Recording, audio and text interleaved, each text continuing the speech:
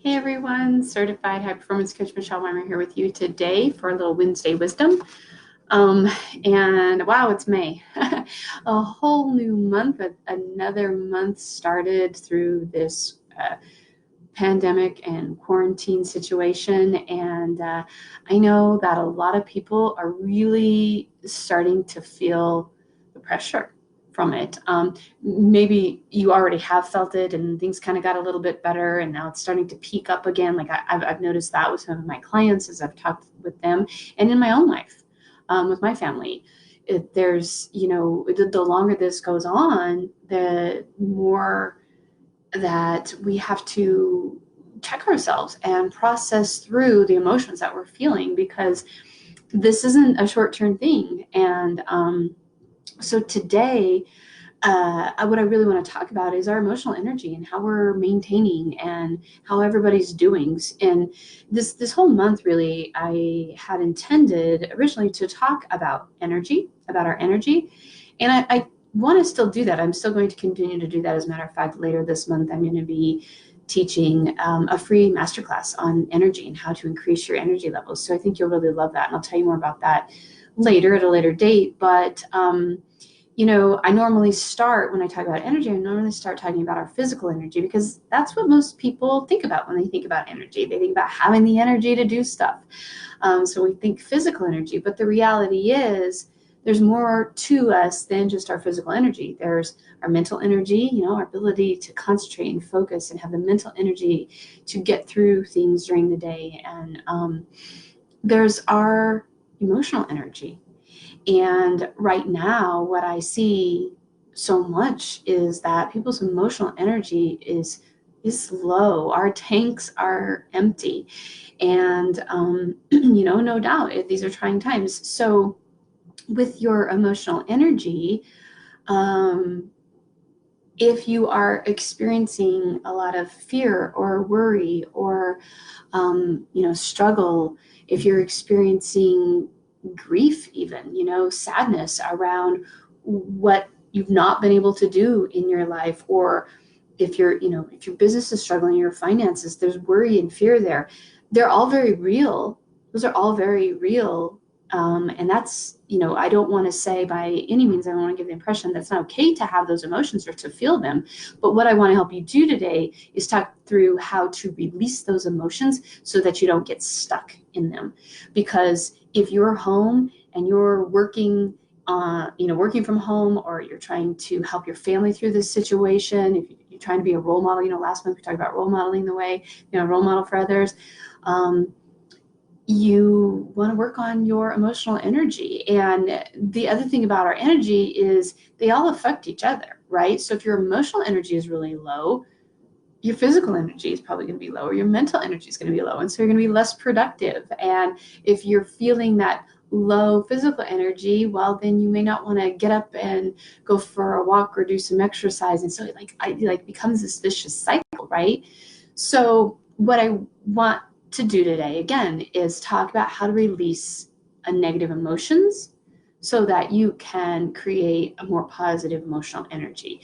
And there's a quote by Brian Tracy, and he says that positive energy is the key to health, happiness, and well-being. And the more positive we are, the more positive you are, the better your life will be in every area. And so again, it doesn't mean we can't feel those feelings and have those negative emotions, but with every negative emotion comes, low energy, negative energy. And when we are feeling positive emotions, it creates a high energy. So think about it like this. When you say you get home from work and you're exhausted, you've had a bad day, you're kind of grouchy and you're feeling emotionally drained, you feel tired. You don't have the energy, but your friend calls and says, this is obviously before, but this is pre-quarantine, but your friend calls and says, hey, let's get together. Let's go for a walk, or let's go out and have a drink or something. You're like, man, I'm tired. I don't know if I want to do it, but you go ahead and say yes, and you go. And as you start talking with your friend, hanging out with your friend, all of a sudden you start feeling better. Your emotional energy goes up because you're happy and you're enjoying that time with your friend. and then your physical energy goes up. So you can see just from that example how the emotional energy can affect your physical energy as well.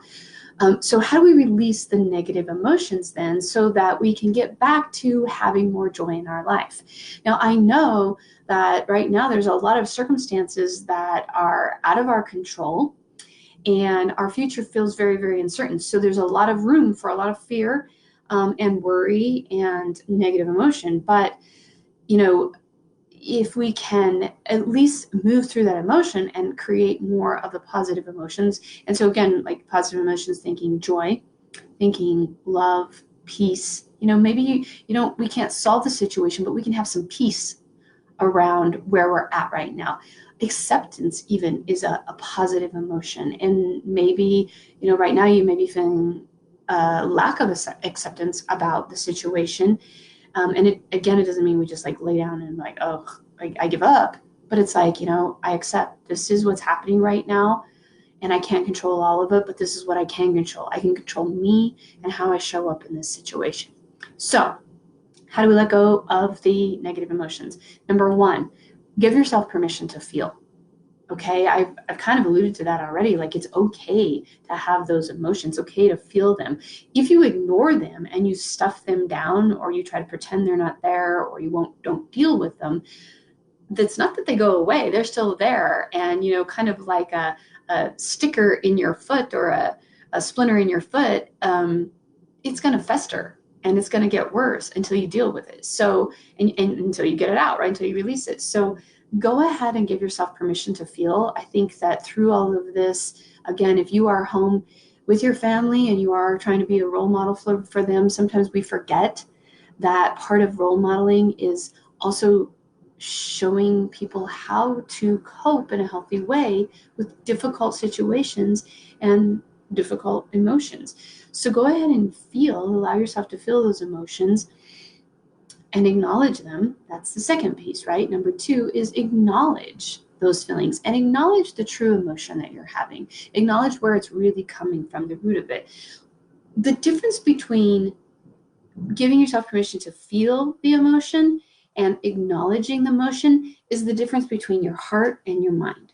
Okay, so when we give ourselves permission to feel, we feel it, right? That comes from the heart. Our feelings are in our heart. When we give ourselves the acknowledgement, when we acknowledge the emotion, that's in our head. We're paying attention to it. We're acknowledging that it's there. And oftentimes what happens, and the reason why I say acknowledge the true emotion, is because sometimes we acknowledge an emotion that's not really the true emotion, but it's easier to accept. Like maybe we recognize anger. We feel the anger and we go, I'm angry about this. I'm mad at, whoever, the government, the world, whatever. But what we're also feeling, and where the true feeling is like we're feeling threatened. We're feeling anxious. We're feeling uncertain or insecure about our future and our life. We're feeling sad and disappointed that the life that we know that we normally live has been limited. So we may act in anger. We may think that it's about being angry, but it's about a different emotion. So acknowledging the emotion gives you the opportunity to really think about, what emotion am I really experiencing here? So number one, give yourself permission to feel. Go ahead and feel all the emotions. There's a reason that we were built within us to have all of these emotions, is because there are times when we need that full range of emotions. So go ahead and give yourself permission to feel some of the things you're feeling. The second piece of that, acknowledge the true emotion. Really pay attention and think about, what is it that's really going on for me? What is the true emotion? And then once you've done that, once you have opened up your heart and your mind to what's really going on for you, from the true emotion that you're feeling, then you can release it, right? So think about it like this. There's a pesky fly, flying around the house.